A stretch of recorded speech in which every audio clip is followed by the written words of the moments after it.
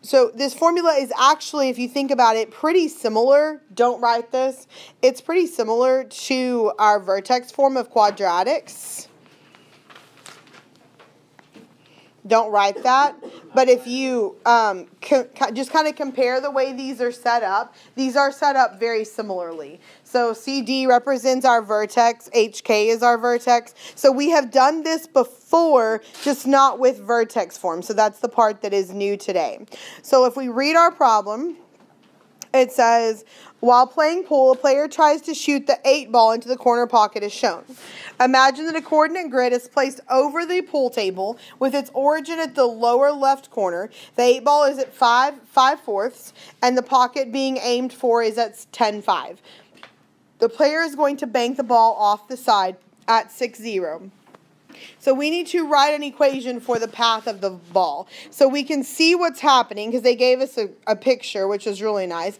And we know that the ball, they're going to hit the cue ball, they're going to hit the 8 ball, and then it's going to bank off. And we've got to find out, does it actually make it in the hole, in that corner pocket? It appears that it does, but their drawings are similar to mine. That like just because they look like they might be right doesn't mean they actually are. My drawings are terrible. I do not have a degree in math. My line from yesterday, yeah. So anyway, so we can't assume that these are actually going, that the ball is actually going to go on the hole. We have to prove this mathematically. So it told us to write an equation for the path of the ball. So tell me what you know about the ball. Where did they tell you it was? At 5. Okay, so this ball is at 5 and then 5/4. Okay, what else did you know about it? What other information they give you in the problem? Okay, so this ordered pair for the pocket is 10-5.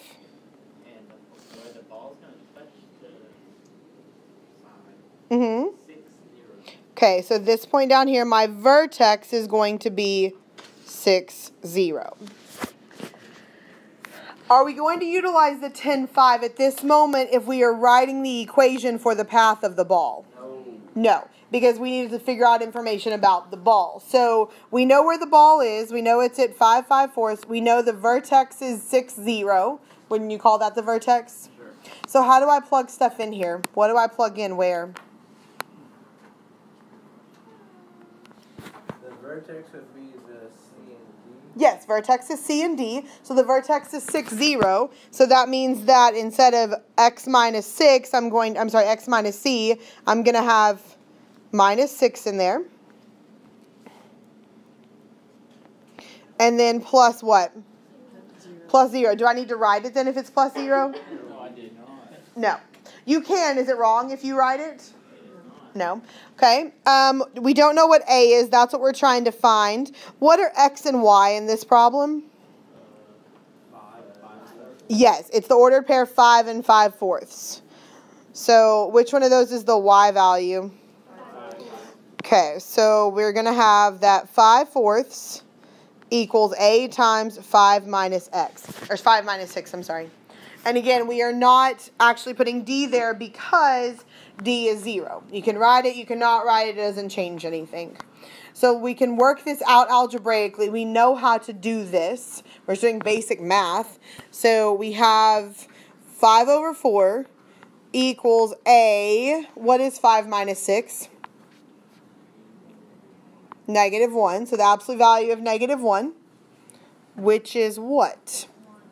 1. Because what does absolute value always do? It what? It turns it out to be positive. It's because it's the distance from 0. So we get 5/4 equals A times 1.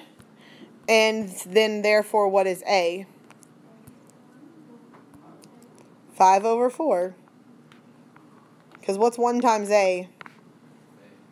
A. That doesn't change. So A is 5/4. So now we can go back and we can utilize this information to write our equation. So our equation is going to be Y equals A, which is 5/4, times the absolute value of X minus 6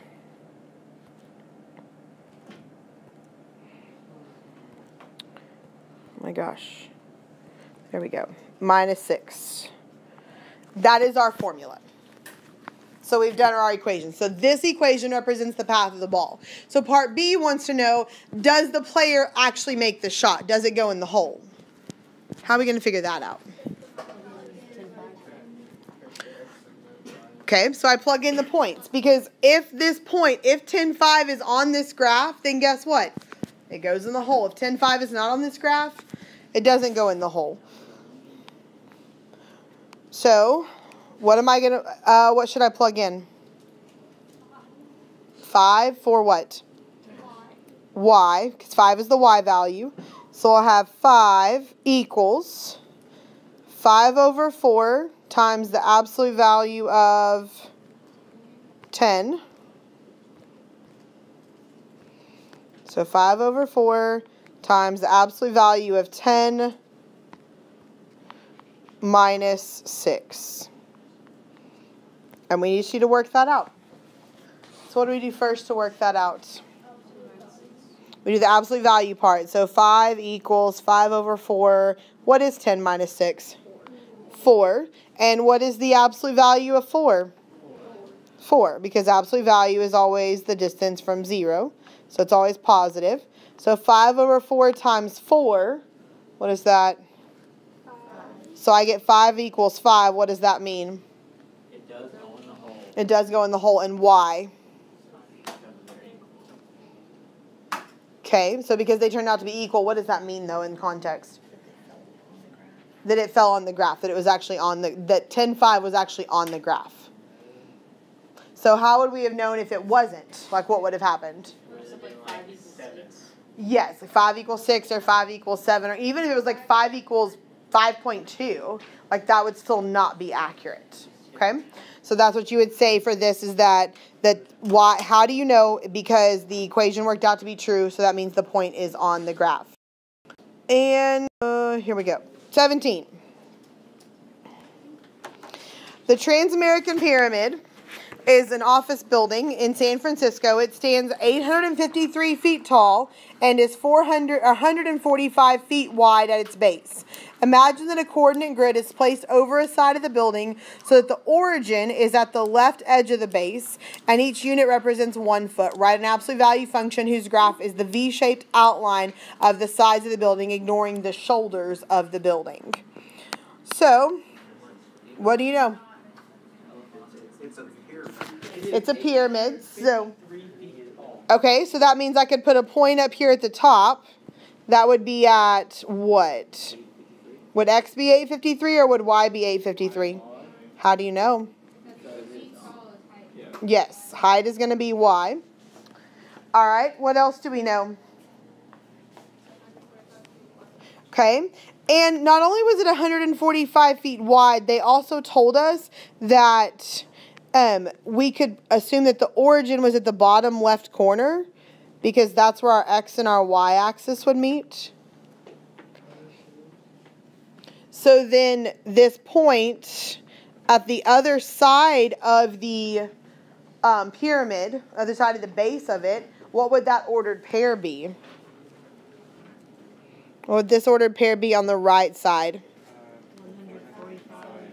145, 0, because it's 145 feet wide. What's the only thing I don't know that at this point I need to know? The X value of the vertex. Where's it going to be? In the very middle of the base, which is how wide? 145. So what's half of 145? Is what? 72.5. So that's the other half of my vertex.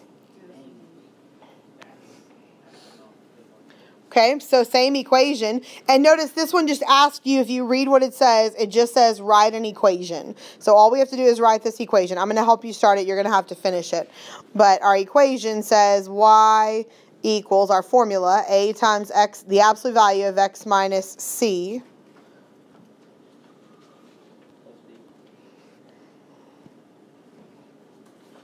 Plus d. Okay, for our problem, what are we going to use for x and y? For x and y. Okay, we could use 145 and 0. What else could we technically use? 0, 0.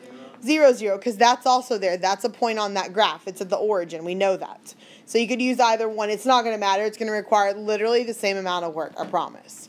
Okay, so I'm going to use the 145 and the 0. So y is 0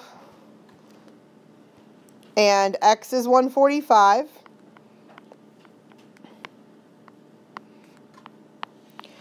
Okay, what is C in this problem? 72.5, so minus 72.5. And D in this problem is 853. Okay, so this is as far as I'm going to go with this problem. You're going to finish this. But here's my question for you. When you combine the 145 and the 72.5 together, so when you take these two pieces and you combine them together, okay, are you then going to add that number to 853? No. Why not? Because it's attached to A. Because this number is attached to A and you cannot combine like terms. Okay? Even though this number is at the end and that's what confuses you. Like it's going to look something like, that's not what I wanted to do there. It is going to look something like this. I'm literally just making up numbers. It'll be like A times 8 plus 12. You cannot add the 8 and the 12 together because 8 is with an A. 12 is not with A. They are not like terms. Just reviewing that because that's been a common mistake that's been made multiple times today. So